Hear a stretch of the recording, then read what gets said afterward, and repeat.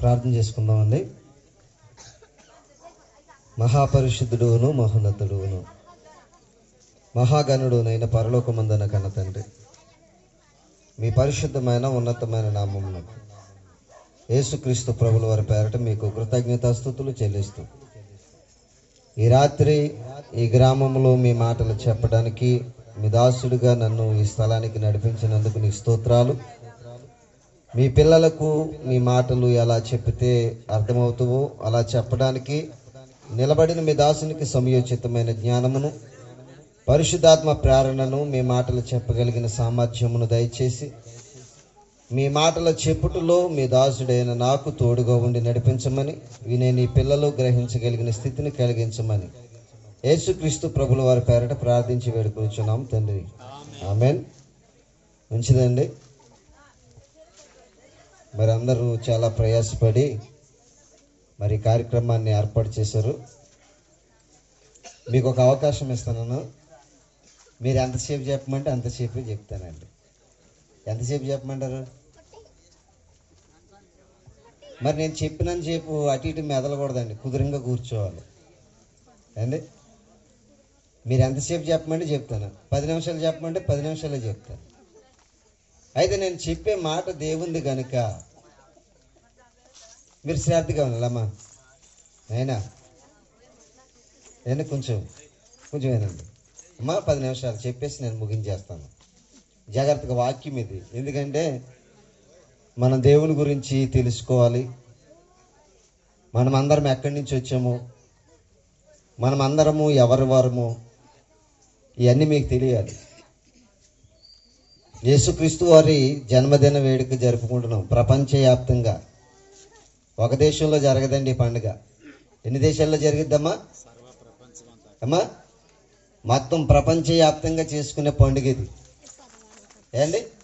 మరి యేసు ప్రభు వారు భూమి మీదకి రాకమునుపు ఎక్కడుండేవాడు ఏండి? భూమి మీదకి రాకమునుపు యేసుక్రీస్తు వారు ఎక్కడుండేవారు? పరలోకంలో ఉండేవారు. ఏ లోకంలో ఉండేవారమ్మా? పరలోకంలో ఉండేవారు. పరలోకాన్ని విడిచిపెట్టి భూమి మీదకి వచ్చాడు అని అంటే కారణం లేకుండా రాడాయన. ఏదో కారణం ఉంది. ఆ కారణం ఏంటి రాత్రి మీరు తెలుసుకోవాలి. అందుకే టైటిల్ ఏంటో తెలుసండి, భూమి మీద క్రీస్తు జన్మ ఎందుకు. ఆయన అసలు ఎందుకు వచ్చాడు? పరలోకాన్ని ఎందుకు విడిచిపెట్టాడు?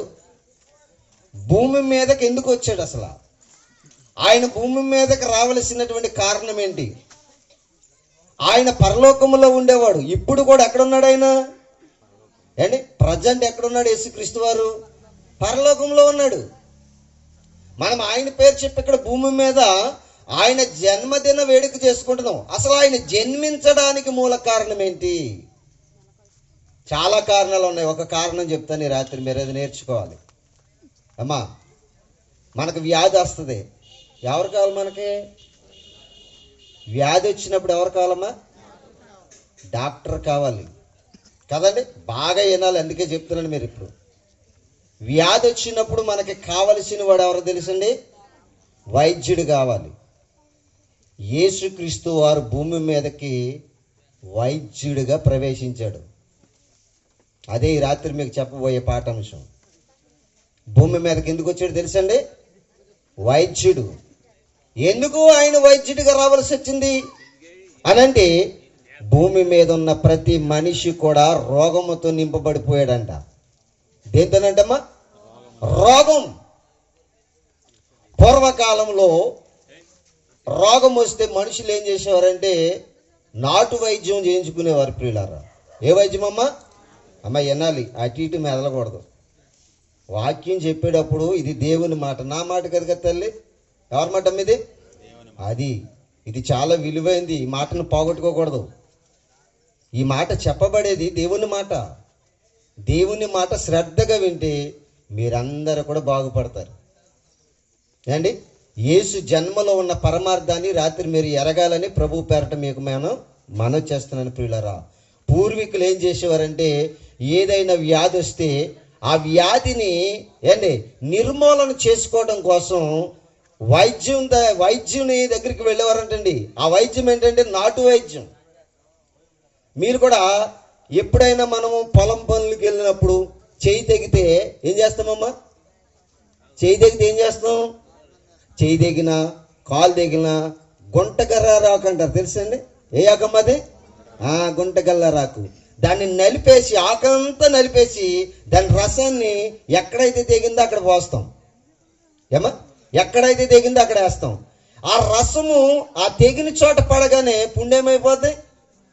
మాడిపోద్ది. అంటే రసానికి ఎంత పవర్ ఉందో మీరు చూడండి.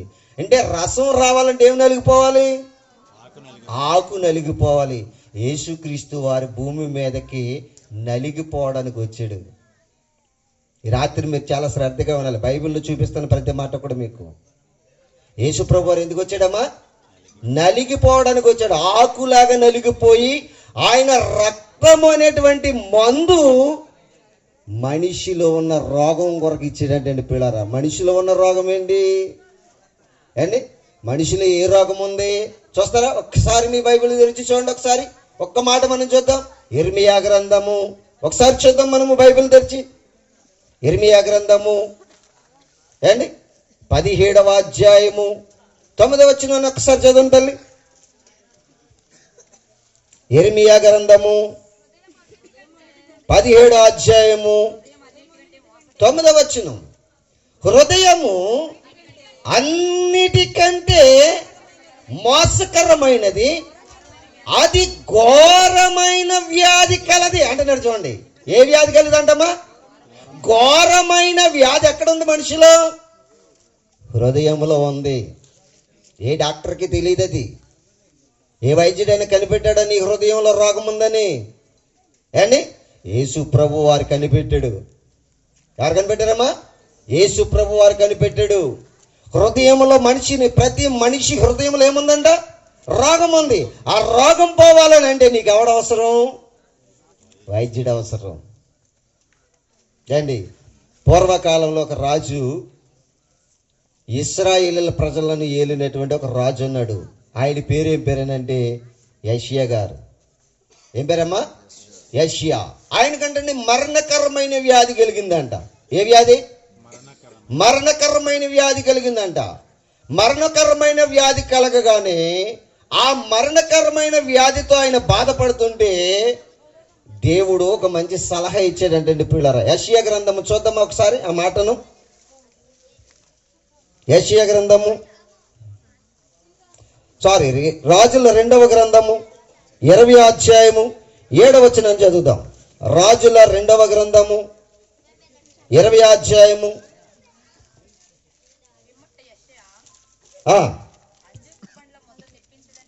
పిమ్మట యెషయా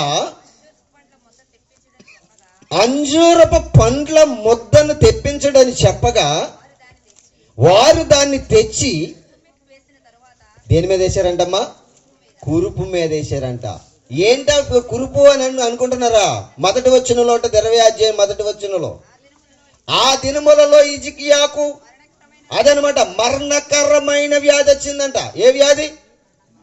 మరణకరమైన వ్యాధి వచ్చిందంట. మరణకరమైన వ్యాధి పోవాలని అంటే అంజూరపు పండ్లను ఏం చేయాలంట? నలగొట్టాలి, ముద్ద చేసేయాలంట. ఆ ముద్ద తెచ్చి ఈ పుండుకు కడితే ఆ పుండు ఏంటే పోయి స్వస్థత కలిగి ఆరోగ్యవంతుడిగా అవుతాడంట. అంటే ఒక మనిషిని యొక్క వ్యాధి పోవాలనంటే ఒక ముద్ద నలిగిపోవాలి, ఒక పండ్లు ముద్దగా నలిగిపోవాలి. అది నలిగి తెచ్చినప్పుడు ఆ పుండికి కట్టినప్పుడు అంటే అతనికి ఏం కలిగిద్దంట? స్వస్థత కలిగిద్దంట. యెషయా గారికి మరణకరమైన వ్యాధి వచ్చినప్పుడు ఏండి రాజు అయినటువంటి హిజ్కియాకి మరణకరమైన వ్యాధి వచ్చినప్పుడు యెషయా గారు ప్రవక్త. అప్పుడు యెషయా గారు ఎవరంటండి? ప్రవక్త. ఆ ప్రవక్త పండ్ల ముద్దను తెచ్చి హిజ్కియా రాజుకి కడితే ఆయనకి ఏం కలిగిందంట? స్వస్థత కలిగిందంట. పూర్వకాలంలో అలాంటి వైద్యాలు చేసేవారు. తర్వాత రాను రాను రాను యేసుక్రీస్తు వారి కాలానికి వచ్చేటప్పటికి వైద్యము చేసినా కానీ తగ్గని రోగాలు వచ్చేసినాయి అంట. ఏం చేసినాడమ్మా? వైద్యము చేసినా కానీ తగ్గని రోగాలు వచ్చేసినాయి అంట. ఏంటి రోగాలు? ఇప్పుడు మన మధ్యన కూడా చాలా రోగాలు ఉన్నాయి, మనతో సహజీవనం చేసేస్తున్నాయి. ఒక ఎయిడ్స్, ఒక షుగరు, అన్నీ కూడా మనతో ఏం చేసేస్తున్నాయమ్మా? సహజీవనం చేస్తున్నాయి. ఇన్ని మందులు తెచ్చుకుంటున్నారు కానీ రోగం మాత్రం పోవడం లేదు. బ్రతికినంతకాలం మందులు ఏం చేయాలంటమ్మయ్యి? వాడాలి. రోగం పోవడం లేదు. మందు ఎక్కడి వరకు పని చేస్తుందంటే ఉపశమనం ఇవ్వడం వరకే పని చేస్తుంది. మరి ఇప్పుడు యేసుక్రీస్తు వారు భూమి మీదకి రావడానికి గల కారణం ఏంటో చెప్తాను మీకు జాగ్రత్తగా, అందుకే అర్థం చేసుకోవాలి. ఈ మాటలన్నీ కూడా అందుకే చెప్తున్నాను. ఒక స్త్రీ అంటండి 12 సంవత్సరాల రక్తస్రావంతో బాధపడిందంట. బైబిల్లో ఉందా మాట? ఎన్ని సంవత్సరాలు అంటమ్మా? 12 సంవత్సరాలు పడిందంట. చూద్దాం ఆ మాట. మార్కు గారు రాసినటువంటి సువార్త 5వ అధ్యాయము 25-26 వచనాలు మనం చదువుకుందాం. వెంటనే ఆమె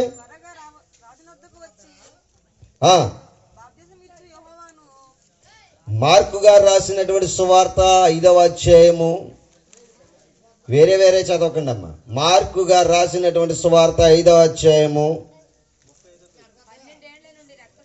25వ వచనం. 12 ఏండ్ల నుండి రక్తస్రావ రోగము కలిగిన యొక్క స్త్రీ ఉండెను. ఆమె అనేక వైద్యుల చేత ఎన్నో తిప్పలు పడిందంట. తనకు కలిగినదంతా కూడా వ్యయం చేసేసుకుందంట. ఎంత మాత్రమును ఏంటమ్మా? ప్రయోజనము లేక మరింత సంకటపడెను అని ఉంది. వైద్యుల దగ్గరికి వెళ్ళిందంట. ఎవరి దగ్గరికమ్మా? ఉందా బైబిల్? అలాగా ఉంది. వైద్యుల దగ్గరికి వెళ్ళిందంట. వైద్యుడి దగ్గరికి వెళ్ళినా కానీ రోగం మాత్రం ఆమెకి పోలేదంట. అంటే వైద్యుల చేత ఎంతో డబ్బును ఖర్చు పెట్టేసిందంటండి ఆవిడ. ఏమి రోగం అంటండి ఆవిడకి? రక్తస్రావం అంట. కట్టుబడి లేదంటండి ఆవిడకి. సావం కింద జరుగుతుందంట. అలాంటి రోగం కోసం పోగొట్టుకోవడానికి ఎందరో వైద్యుల దగ్గరికి వెళ్ళిందంట. తనకు కలిగినదంతా కూడా వ్యయపరిచేసుకుందంట. ఎక్కడ తగ్గక ఆఖరికి సంకట పడిపోయిందంట. అంటే దుఃఖంతో బాధపడుతుందంట. అంత వేదన కలిగి జీవిస్తుందంట. ఇదే శరీరంలో పుట్టిన రోగానికి ఇన్ని తిప్పలు పడిపోతే మనిషిలో ఉన్న రోగం ఏంటి తెలుసా? యేసుప్రభువు వారు భూమి మీదకి రప్పించినటువంటి రోగం ఏంటి తెలుసా? హృదయములో పుట్టినటువంటి పాప రోగం అంటే పిల్లారా. ఏ రోగం అంట? పాప రోగం. పాప రోగము పోవాలంటే ఏం కావాలి మనకు? ఇప్పుడు ఏం కావాలి చూడండి. ఇప్పుడు మత్తయి సువార్త చదువుదాం. మత్తయి గారు రాసినటువంటి సువార్త 9వ అధ్యాయము 12-13 వచనాలు చదువుదాం. మత్తయి గారు రాసినటువంటి సువార్త 9వ అధ్యాయము 12-13 వచనాలు చూద్దామండి ప్రియులారా. ఏమంటున్నాడు చూడండి. అయితే ఆయన ఆ మాట విని రోగులకే గాని ఆరోగ్యము గల వారికి వైద్యుడు. ఆరోగ్యం గలవారు ఎవరైనా డాక్టర్ గారి దగ్గరికి వెళ్తారా? అన్ని బాగున్న వాళ్ళు ఎవరైనా డాక్టర్ గారి దగ్గరికి వెళ్తారండి?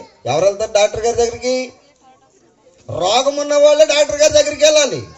ఇప్పుడు యేసు ప్రభు వారు ఏమని చెప్తున్నాడంటే, భూమి మీద ఉన్న ప్రతి మనిషిలోనూ పాప రోగం ఉంది. అది ఘోరమైన వ్యాధి. ఎక్కడుంది అది? ఎక్కడుంది? హృదయములో ఉందంట. అది చూశాడు దేవుడు. ఎప్పుడు కూడా మనిషి శరీరంలో ఉన్నటువంటి అవయవాలను చూడ్డం, మనిషి పైదేహాన్ని ఆయన చూడ్డం. ఎంత అందంగా ఉన్నారు, ఎంత బాగా బట్టలు కట్టుకున్నారు, ఈ చూడ్డం.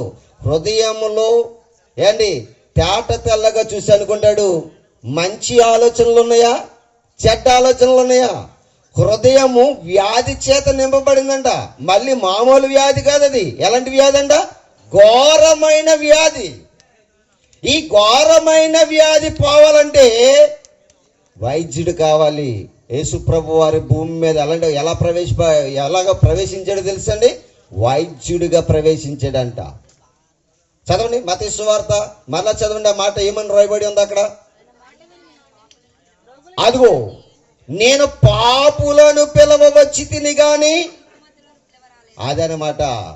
ఆరోగ్యం గల వారికి వైద్యుడు అక్కర్లేదు. ఎవరికి కావాలి వైద్యుడు? రోగులకి వైద్యుడు కావాలి. రోగం గల వారిని పిలవడానికి వచ్చాను, ఆరోగ్యం గల వారిని పిలవడానికి రాలేదు అంటున్నాడు. చాలా మంది అంటూ ఉంటారు, మేమందరం ఆరోగ్యంగా ఉన్నామండి అని అనుకుంటూ ఉంటారంట. కానీ ప్రతి వాళ్ళలోనూ ఏదో ఒక బలహీనత ఉంది, ఏదో ఒక రోగము మనుషుల్లో ఉంటది. ఆ వ్యాధిని పోగొట్టాలనంటే వైద్యుడు అవసరం. ఇప్పుడు పాప రోగాన్ని పోగొట్టాలంటే యేసుక్రీస్తు అనేటువంటి వైద్యుడు అవసరం. అందుకే యేసు ప్రభు వారి భూమి మీదకి ఎందుకు జన్మించాడు తెలుసా? మనందరికీ వైద్యం చేయడానికి వచ్చాడంట, వైద్యుడిగా వచ్చాడంటండి పిల్లరా.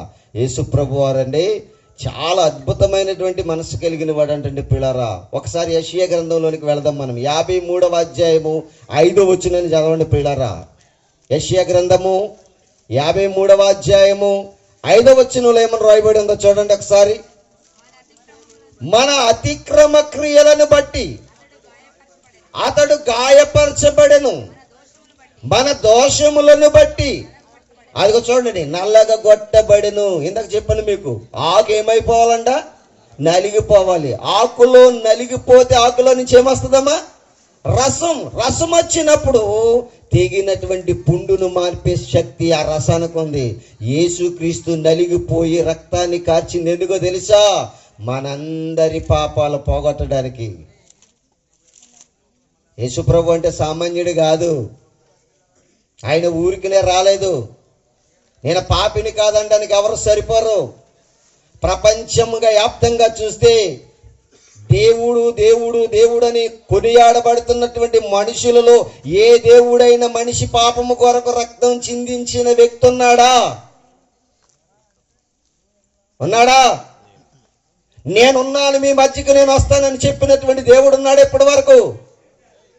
అండి 2000 సంవత్సరాల క్రితం, 2024 సంవత్సరాల క్రితం భూమి మీద జన్మించడానికి గల కారణం ఏంటి తెలుసా? పాపము నుండి మనలను విడిపించడం కోసం. పాప రోగం ఉంది మనలో.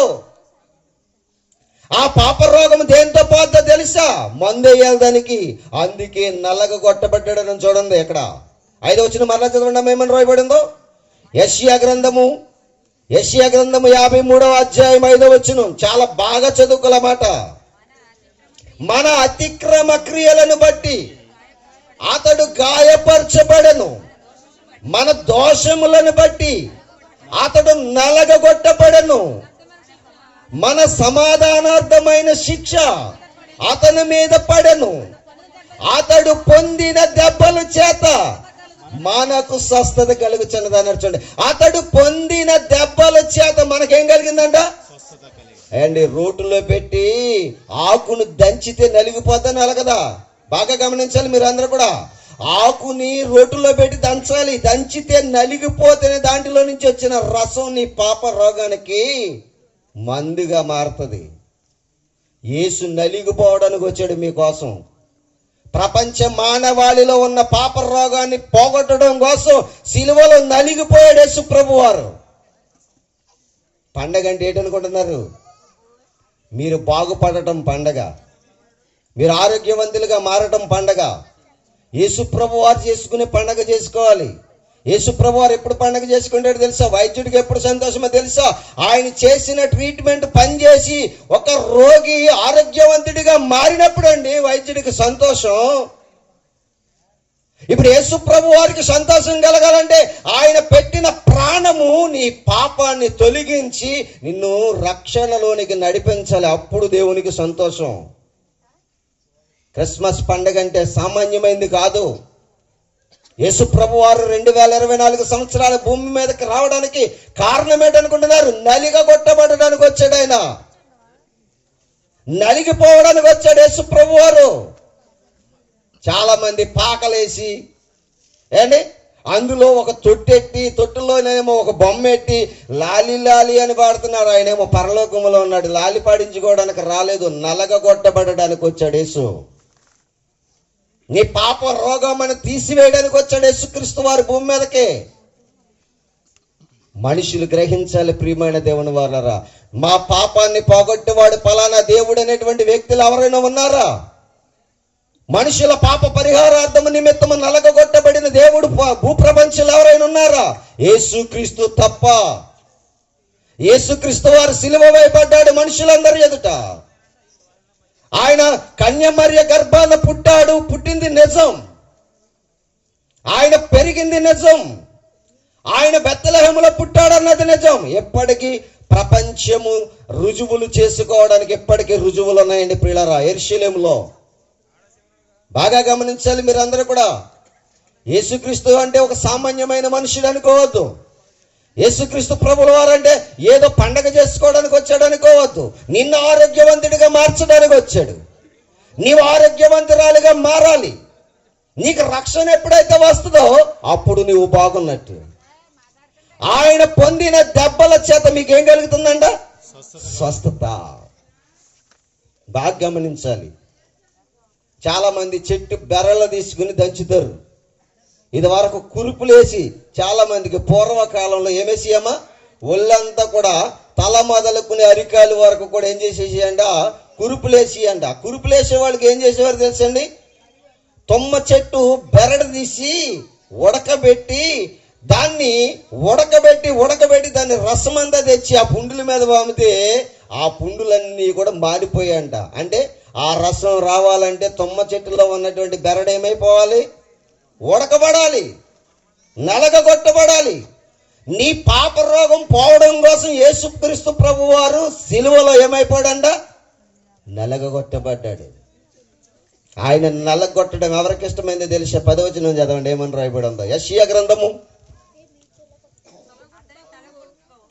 అతనిని నలగగొట్టుటకు దేవునికి ఇష్టమైందంట. ఏంటి? తండ్రి అయిన దేవునికి కుమారుడైన యేసుక్రీస్తు వారిని నలగగొట్టడం ఇష్టమైందంట. కారణం ఏంటంటే భూమి మీద ఉన్న కోట్లాది ప్రజలు, భూమి మీద ఉన్నటువంటి కోట్లాది మంది ప్రజలు పాపము ద్వారా మరణానికి పోతున్నారు. ఇప్పుడు మరణము నుండి తప్పించాలంటే మనుషులకి ఏం చేయాలమ్మా? వైద్యం చేయాలి. యేసుక్రీస్తు ప్రభుల వారు నీ కొరకు మందుగా మారిపోయాడు. ఆయన రక్తమే పాపానికి మందు. అనుదినం మనం ఏం చేయాలి తెలుసా? ఆరాధనకు వచ్చామంటే, ప్రభువా ఈ రక్తమే కదా నా పాపము కొరకు నువ్వు చిందించావు, ఈ రక్తం త్రాగితే నా పాపము పరిహరించబడుతుంది, నాకు స్వస్థత వస్తుంది, నాకు రక్షణ వస్తుందని ఆదివారం నువ్వు జ్ఞాపకం చేసుకుంటూ తీసుకోవాలండి. ఆయన రొట్టె ఏండి, ఏ బాబు అమ్మా తిరగండి, అలాగా తిరగండి, డిస్టర్బ్ చేయకండి వాక్యం చెప్పేటప్పుడు. అండి గోధుమలన్నీ కూడా రోడ్డులో నలగగొట్టబడితేనే ఒక రొట్టె తయారవుతుంది కదండి. యేసుక్రీస్తు ప్రభుల వారు నీకు జీవమునివ్వడం కొరకు ఆయన రొట్టిగా మారిపోయాడు, నలగగొట్టబడ్డాడు. ఇలా నలగగొట్టడం ఎవరికి ఇష్టమైందో తెలుసా? తండ్రి అయిన దేవునికి. ఒక్క కుమారుడు పోతే కోట్లాది ప్రజలందరూ కూడా నా పిల్లలే గనుక వాళ్ళందరూ రక్షణ కావాలి, ఒక్కడ పోయిన పర్లేదు అనుకున్నాడు. ఆ ఒక్కడే ఎవరో తెలుసండి? యేసుక్రీస్తు ప్రభుల వారు. ఎక్కడుండేవాడు ఆయన? పరలోకంలో ఉండేవాడు. ఎలాగుండేవాడు ఆయన? యోహాను సువార్త 1వ అధ్యాయము 1వ వచనం చదవండి ఒకసారి. యోహాను గారు రాసినటువంటి సువార్త 1వ అధ్యాయము 1వ వచనం చదవండి. ఆదియందు వాక్యం ఉండెను, వాక్యము దేవుని యొద్ద ఉండెను అన్నాడు. చూడండి ఇక్కడ బాగా గమనించాలి. ఆదియందు ఏముండెనంట? వాక్యం ఉండెను. వాక్యం ఎక్కడ ఉండేదంట?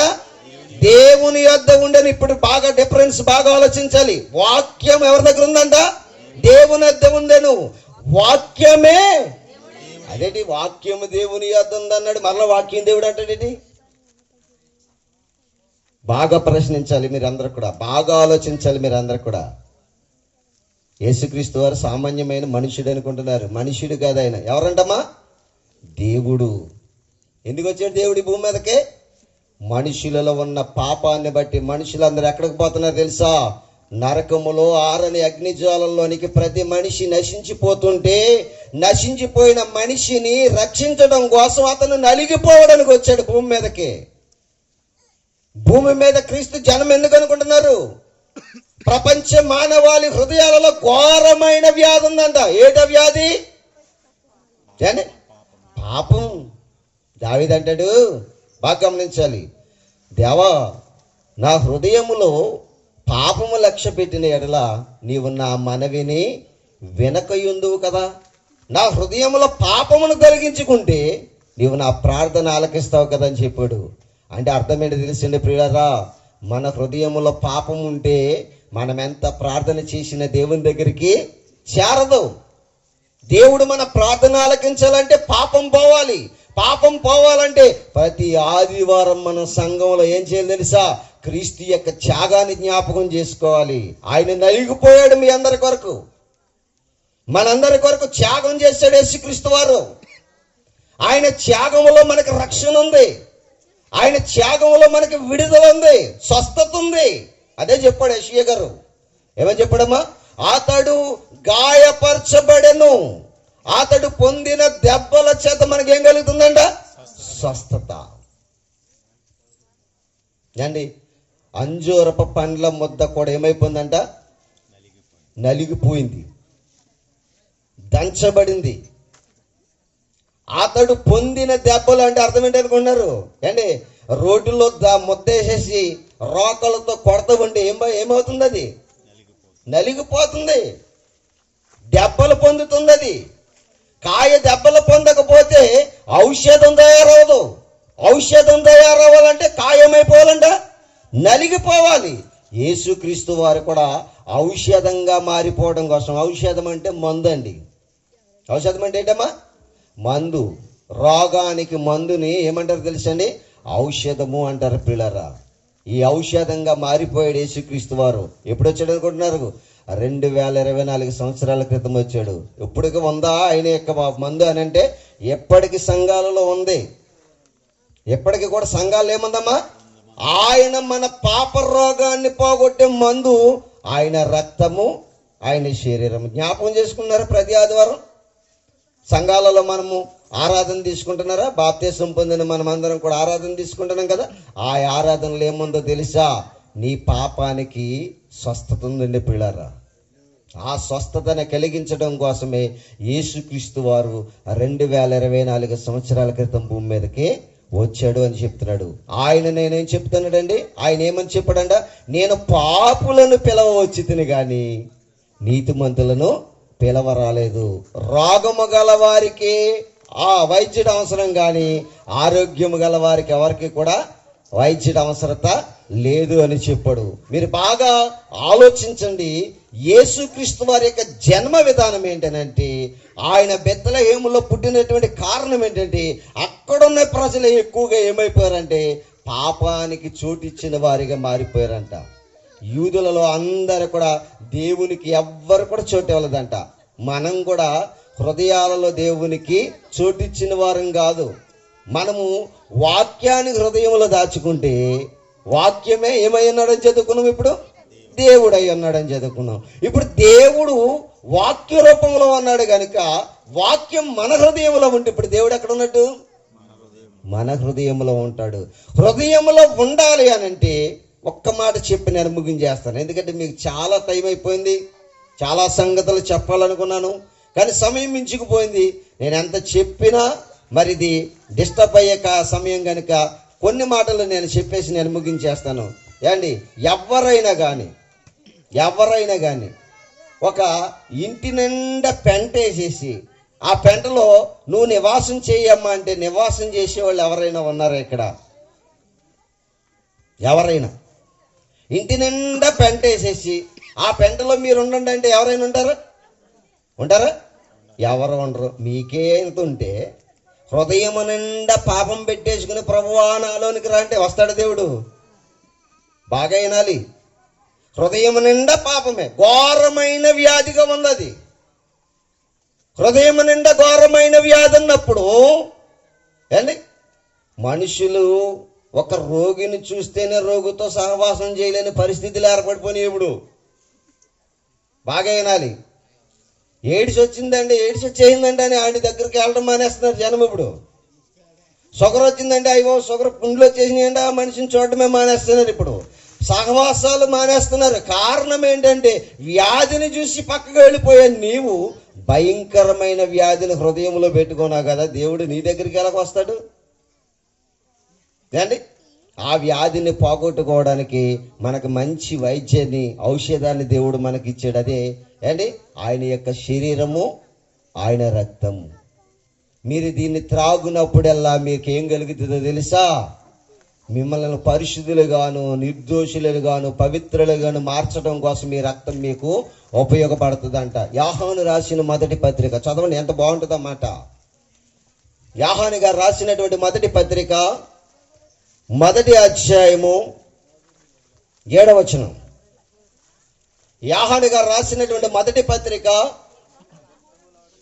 మొదటి అధ్యాయం 7వ వచనం.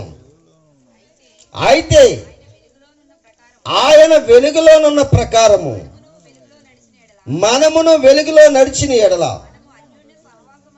మనము అన్యోన్య సహవాసము గలవారమయ్యుందుము.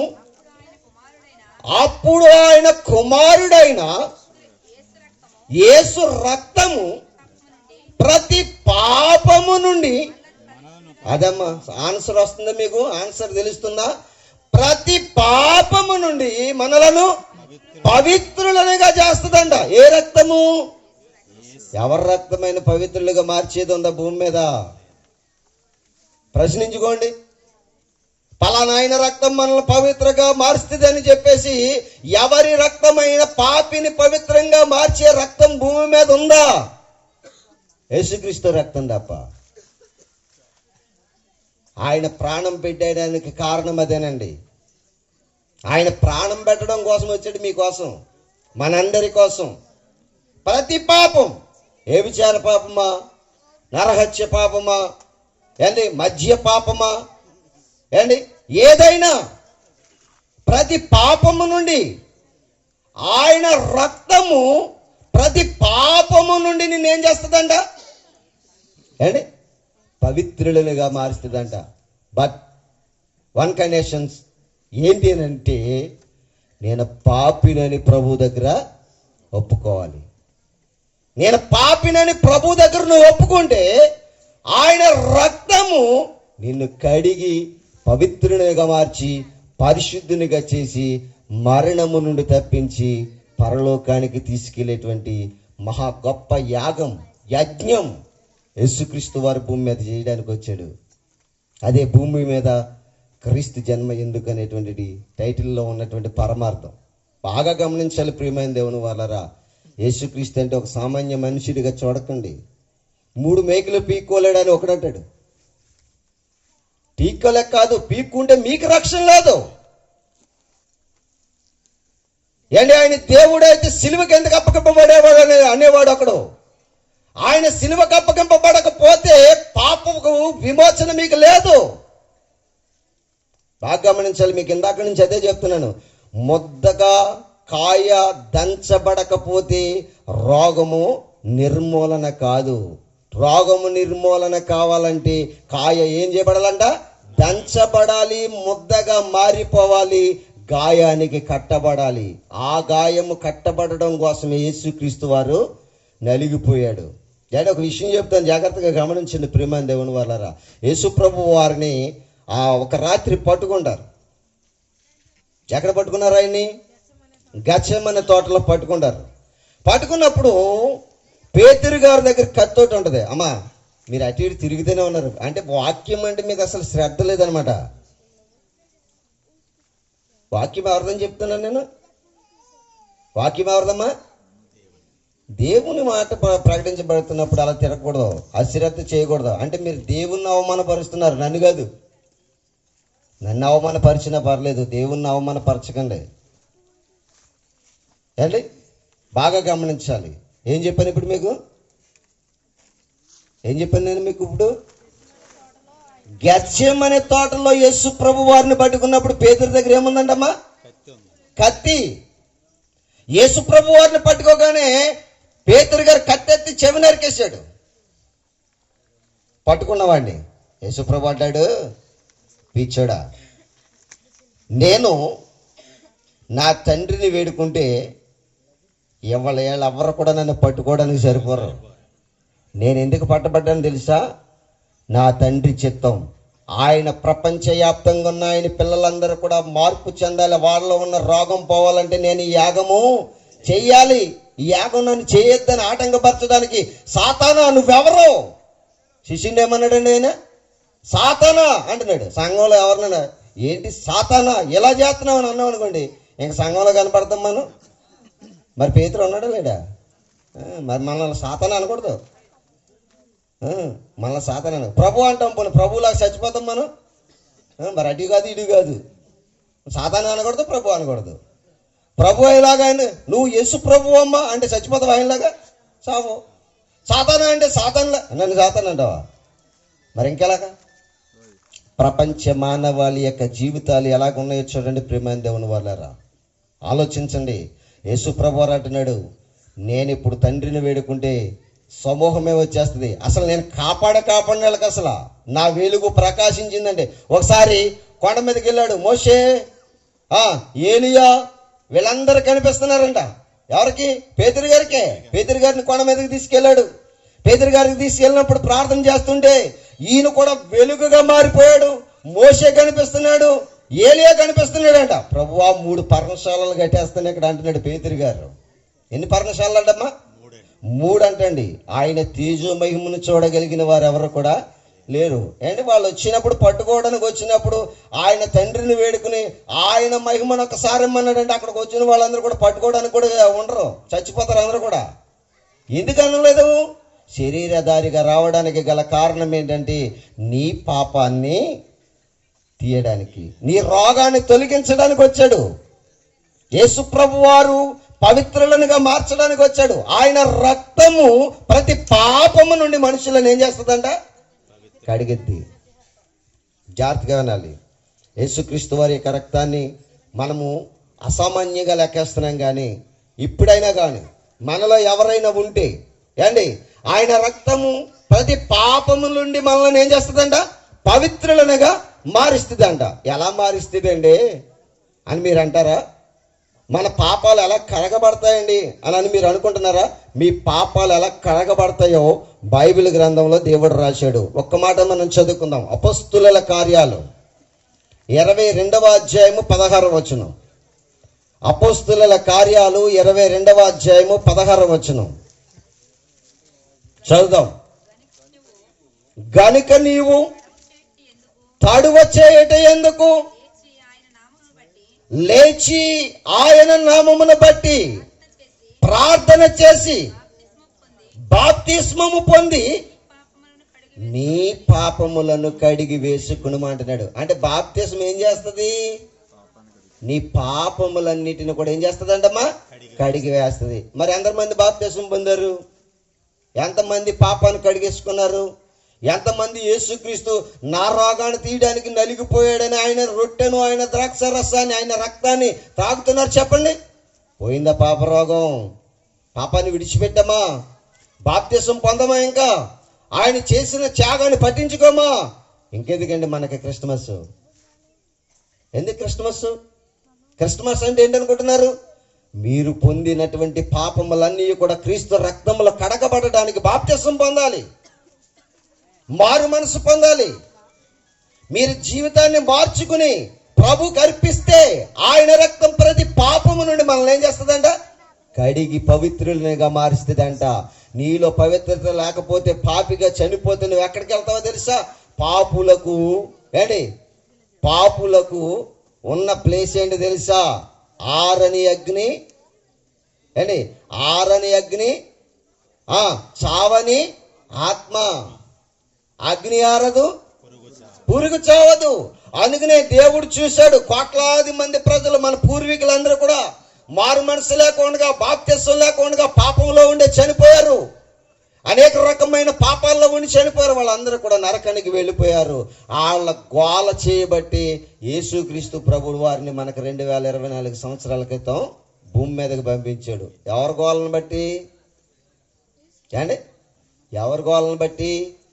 పూర్వీకుల గోలను బట్టి అయ్యో నా కుటుంబాలు రక్షణ పొందాలి, ఇక్కడికి ఎవరు నా కుటుంబీకులు రాకూడదు, వారిని రక్షించడానికి ఎవరినైనా పంపండి బాబోయ్ అని ఆ అగ్నిగుండంలోకి వెళ్ళిపోయిన వాళ్ళు కేకలు వేస్తే యేసుక్రీస్తు ప్రభుని పంపించి ఆయన చేత అనేక మంది శిష్యులను ఏర్పాటు చేసి మాలాంటి సేవకుల చేత మీకు ఇప్పుడు వాక్యము ప్రకటించబడుతుంది.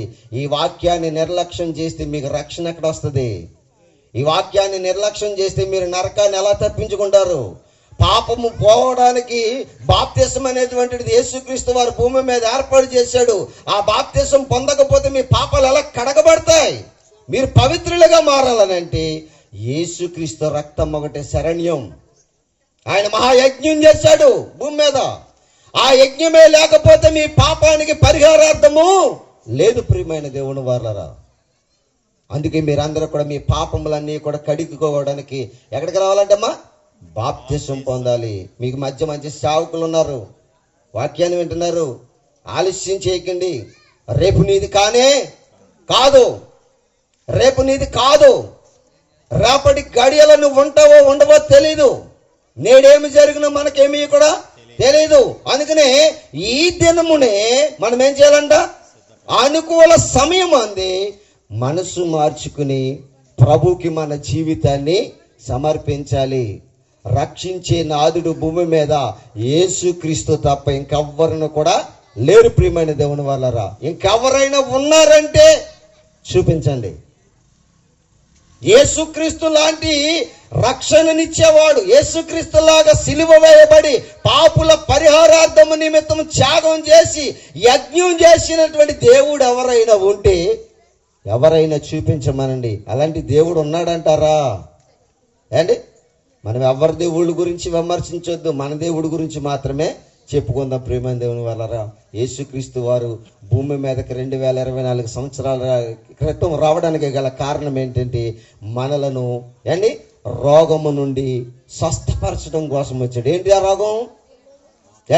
ఏంటి రోగం? మామూలుగా ఈ హాస్పిటల్లో చూపించే రోగాలు కాదండి. ఆ రోగాలు ఏదో డాక్టర్ చేస్తాడు. అలాంటి రోగాలు కూడా వైద్యులు తీయలేకపోయారు. పాప రోగం అనేటువంటిది యేసుక్రీస్తు అనే వైద్యుడు తప్ప ఇంకే వైద్యుడిని కూడా దాన్ని తీయలేడు. అందుకే పరలోకం నుంచి రావాల్సి వచ్చింది ఆయన. ఆయన పరలోకం నుంచి రాకపోతే మనుషులకి పాప విమోచన అనేటువంటిది లేదు. మళ్ళీ అలాంటి వైద్యుని మీరు నిర్లక్ష్యం చేయకూడదు. వాక్యము మందు, రక్తం మందు. యేసుక్రీస్తు వారి రక్తం ఏంటమ్మా? మందు. ఎప్పుడెప్పుడు వాడాలి అది? ఏమా ఎప్పుడెప్పుడు వాడాలి? ఆఖరిగా మాట నేను చూపించి నేను ముగించేస్తాను. అపోస్తలుల కార్యాలు 2వ అధ్యాయము 42వ వచనం. ఆఖరిగా నేను ఆ మాట చెప్పి ముగించేస్తాను. మరి సమయం చాలా అయింది కనుక మరి కొద్దిగా చెప్పానని ఏమనుకోవద్దు. చాలా సంగతుల్లోనే చెప్పడానికి మనకు సమయం అనుకూలించలేదు గడికి నేను ముగించేస్తున్నాను. 2వ అధ్యాయము 42వ వచనం. వీరు అపోస్తలుల బోధ యందును సహవాసమందును రొట్టె విరుచుట యందును ప్రార్థన చేయుట యందును ఎడతెగక ఉండాలి. ఎవరాలో? బాప్తీసం పొందిన వాళ్ళు. అపోస్తలులు కాదు. వాక్యం బాగా చదువుకోవాలి. అపోస్తలులు కాదు వాళ్ళు. అపోస్తలుల బోధ విన్నవారు, మారు మనసు పొందిన వారు, మూర్ఖులకు తరం వారికి వేరైపోయిన వారు. వీరు బాప్తిసం పొందిన తర్వాత అపోస్తలుల బోధ యందును సహవాసమందును రొట్టె విరుచుట యందును ప్రార్థన చేయుట యందును ఎడతెగక ఉండరన్నాడు. అప్పుడప్పుడు ఉన్నారన్నారు. మనం ఎప్పుడెప్పుడు వెళ్తాం? మనకి జ్ఞాపకం వచ్చినప్పుడల్లా ఆదివారం ప్రార్థనకి వెళ్తాం. ఏదో ఒక ఆదివారం జ్ఞాపకం రావాలంటే అది ఎప్పుడు? జనవరి నెల మొదటి ఆదివారం. మరలా ఏ ఆదివారం జ్ఞాపకం వస్తుందంటే డిసెంబర్ నెల ఆఖరి ఆదివారం. ఫస్ట్ ఆదివారంలో ఒక రోజు వెళ్తాం, మరలా సంవత్సరం ఆఖరులో ఒక ఆదివారం వస్తాం. అప్పుడప్పుడు ఏదో మనుషులకి అలాగే తలుక్కుమని కాపాడడం కూడా ఇలాంటి క్రిస్మస్లకు వస్తాం అంతే. బాగా గమనించాలండి ప్రియమైన దేవుని వారలరా. దేవుడు వచ్చింది అందుకేనా? దేవుని త్యాగం ఎందుకేనా? మీ పాప రోగాన్ని పోగొట్టడానికి వచ్చాడు. పాపం ఎక్కడుందని చెప్పాడండి దేవుడు? హృదయంలో ఉంది. ఘోరమైన వ్యాధిగా ఉంది. ఆ వ్యాధిని నిర్మూలన చేసుకోవాలంటే యేసుక్రీస్తు అనేటువంటి ఆయన మందుగా మారిపోయాడంటే పిల్లలు. ఆయన రక్తంలో ఏముందమ్మా? పాపానికి మంద ఉంది. ఆయన రక్తం లేకపోతే పాపం ఎప్పటికీ మనుషుల్లో నుండి నిర్మూలన కాదు. అందుకే భూమి మీదకి క్రీస్తు జన్మించాడు. దేవుడి కొద్ది మాటలు మీ వినికిడులు దీవించిన గాక. ఆమేన్. దేవుని వాక్యం అంటే చాలా ఆసక్తి ఉంది వారికి. దేవుని పట్ల బైబిల్ అన్నా దేవుని మాటలన్నా చాలా ఆసక్తిగా ఉంటారు. కానీ సమయం